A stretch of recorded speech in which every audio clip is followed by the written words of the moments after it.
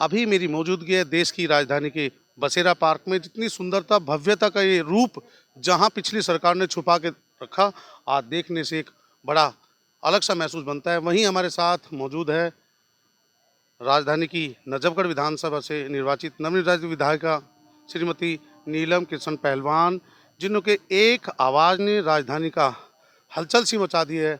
जिस आर्टिकल 280 को लेकर लगातार बातें हो रही है नजफगढ़ के नाम को बदलने के लिए, जो मुगलों की आवाज़ कहे जाने वाले नजफगढ़, उसको नाम को लेकर नए रूप से हमारे साथ विधायिका जी है।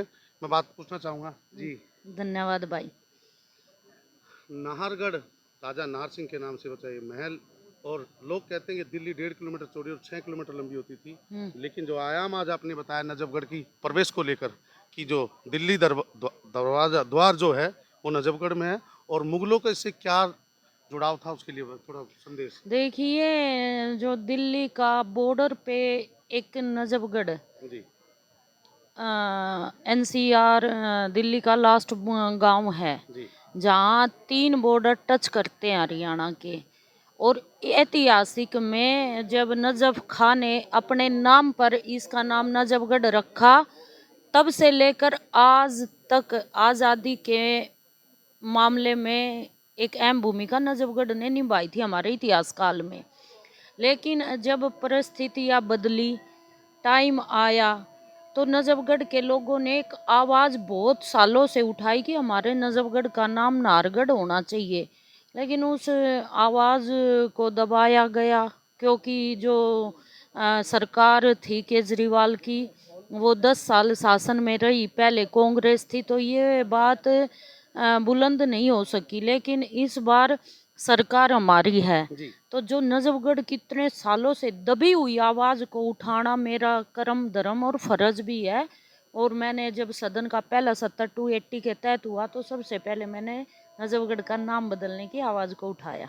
विशेष रूप से इस बुलंद आवाज़ को, जहां नजफगढ़ की आन बान सही कहे जाने वाले स्वर्गीय भाई भरत सिंह की आवाज़ की आगे की कहानी को लेकर जिस तरीके से ये परिवार लगातार लगा हुआ है, और लगातार वो अधूरे सपने पूरे करने के लिए भी हमारे बीच हमारी बड़ी बहन, उनके सपने की आगे की कहानी। देखिए, नजफगढ़ केवल एक भरत सिंह के सपनों का नजफगढ़ नहीं है, अपितु वहाँ जन जन जो वास करता है, उनका हमें सार्वजनिक सुविधाएं देना हमारी पहली प्रायोरिटी है। चाहे हम सड़क, गली, बिजली, पानी के साथ साथ बड़े प्रोजेक्ट की बात करें, तो वो भी मैं नजफगढ़ को समृद्ध और संपन्न बनाने का काम करूंगी। और इन 5 सालों में आप देखेंगे कि छवि बदलेगी नजफगढ़ की। महिला सशक्तिकरण को लेकर जहां एक बड़ी आवाज़, मैं पूर्व के पांचों चुनाव की अगर बात करूं, नजफगढ़ का विश्वास कही जाने वाला ये परिवार जो है, उसकी एक एक आवाज़ को नजफगढ़ की, चाहे महिला सशक्तिकरण हो, चाहे वहाँ का लोकल सिस्टम हो, उसमें एक उनकी अलग छाप है।